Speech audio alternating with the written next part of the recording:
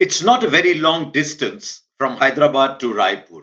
But in terms of what happened between the two sides in Hyderabad and Raipur, you remember this was a completely different side that India were up against.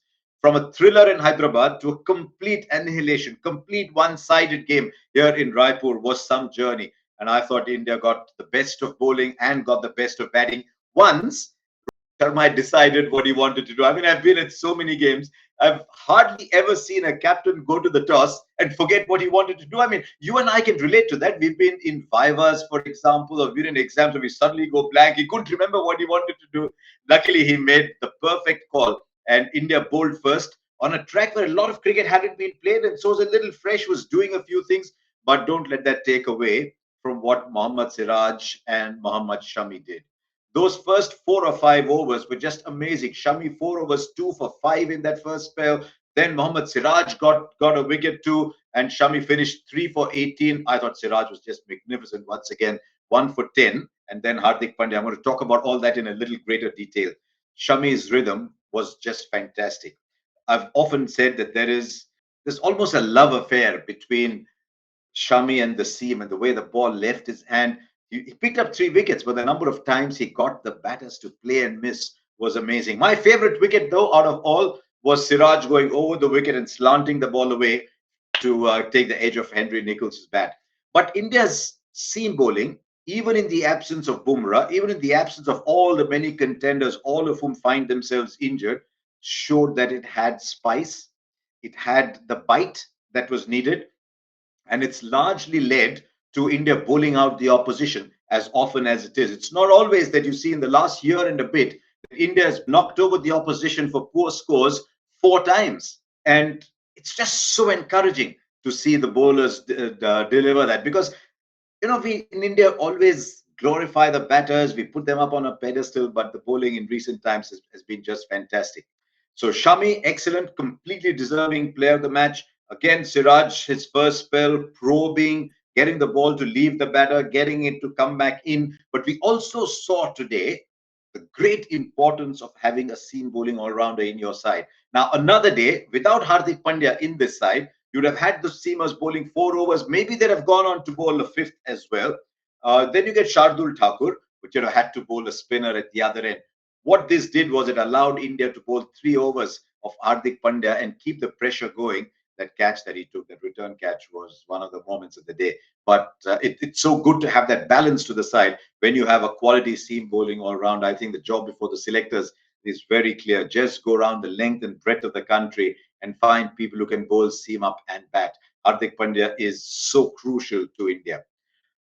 Did New Zealand almost end up scoring too many from 15 for 5 and 56 for 6 to finally get to 108? I think the track had eased out a little bit, and that allowed number 6, 7, and 8 to be the only 3 names on the scorecard. When that happens, the top order has struggled anyway. So it didn't matter that much that New Zealand got to 108. Maybe if you had a Bumrah kind of bowler who just come in and rattle the stumps, maybe an Umran Malik kind of bowler, but as I said, the track had eased out and 108 was never going to trouble you. And just as well that New Zealand got to 108 because we got to see some sumptuous batting from Rohit Sharma. Both in front of the stumps, the pull shot is always there. And he played one amazing pull shot of a ball, might have been Blair Tickner, at 143 kilometers an hour, not that short, and he's still able to have the back foot pull over mid wicket. And then the six that he hit over cover.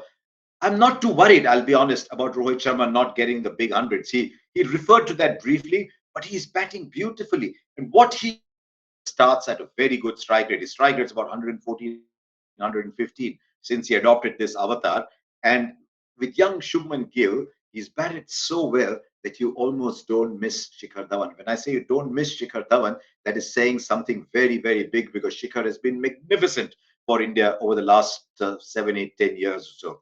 But look at the partnerships that these two have put together. In the last 5 innings that they've batted together, they've got 450 plus partnerships. The other was 33. And one day, young Shubman Gill will take off. On a day like today, Rohit Sharma just timing the ball as if nothing has changed over the last 10 years. And then Shubman can hold back a little. He himself finished with 40 not out. It is a treat if these two can maintain that form. At the moment, I think they're both a lock-in for a World Cup spot. Even though we're only in January and that's in October, it's always a bit hazardous to say that too quickly. But if these two can be in form, wow. There's only one issue that I'm a little worried about, and you might find it odd that I say so soon after I'd waxed eloquent on Virat Kohli. Kohli is going through a pattern of run making where he's getting out under 20 too often. If he doesn't get out under 20, he's going and playing wow innings, as we said when he got those 300s in 4 innings. But it's the reaction to left arm spin, and twice now in 2 games, Mitch Santner has had him in trouble misreading the length. He had him out on the back foot once. This time he had him out on the front foot. It's just a little worrisome, but you look at Virat Kohli against pace. Even today, he played a couple of very good boundaries to get off the mark. But once he gets off 20, getting to 20, that's a little bit of an issue at the moment, especially Virat Kohli against spin. But a little glitch in what was such a commanding performance. What did New Zealand do? Now, we need to look at New Zealand in the context of the player base that they have. If you've got a team without Tim Southee, Trent Boult, and Kane Williamson, it's going to be difficult for anybody, but for a country with a small player base, it's going to be even more difficult. So as a result, Daryl Mitchell is probably batting a little higher than he should. I'd like to see Tom Latham bat at number 4 and vacate number 5 because he's far too good a player. Finn Allen in the one-day game has not quite proved himself, but I think the problem is that where Lockie Ferguson used to be the middle overs enforcer and bowling at the death, he's now had to take the new ball. So New Zealand are struggling a little bit. I don't know what this long-term strategy with Trent Boult is, but you can see they desperately need Kane Williamson in form and Tim Southee bowling well at the top to just round off that side. Yes, they'll have Matt Henry. They might have Adam Milne as well. Harish Sodhi comes back. It'll look a little more rounded, but the batting, 130 for 6 one day, 108 all out one day is definitely an issue. So India win yet another series. I mean, India have been showing again and again and again just why they're such a difficult side to beat. 23 out of 26 series since 2010, and now against New Zealand, a 7th consecutive series. Neither New Zealand nor Sri Lanka, their 2 opponents at home for this season as of now, have ever won a series in India. So what can India do in Indore? My view on what we need to do has been met with mixed feelings, but I'll reiterate that here. The series has been won. There's 4 test matches to be played against Australia. I'd love to see Rohit Sharma, Virat Kohli, send KS Bharat back too, because Bharat is just cooling his heels over here. Let them go and play the last round of the Ranji Trophy. I know the opposition bowling might not be great, but just get into the rhythm of batting in test match cricket. I think there's enough backup here. Rajat Patidar is a very fine player. He can slip in there as well. I'd like to see Chahal get a go. I'd like to see Umran Malik get a go. I mean, I said Chahal and Umran because I know that Rohit and Virat won't be sent back, so I think that'll be ideal. But I'd like to see Umran Malik get a go again. I'd like to see Chahal come in again.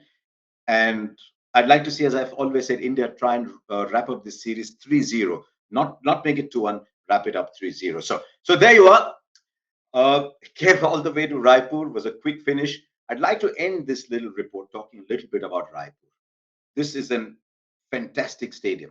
Once you get inside, it comfortably takes 55, 60,000. As the wickets settle down, you'll get good wickets as well. But exits from the stadium were fantastic. It is a really good venue. So all you people in Raipur, fantastic. Well done. Enjoyed being here. India wrap up another series 2-0 slowly. I know there's a third one day to be played, but I know there's some T20s to be played, but the mind has already started moving towards Australia.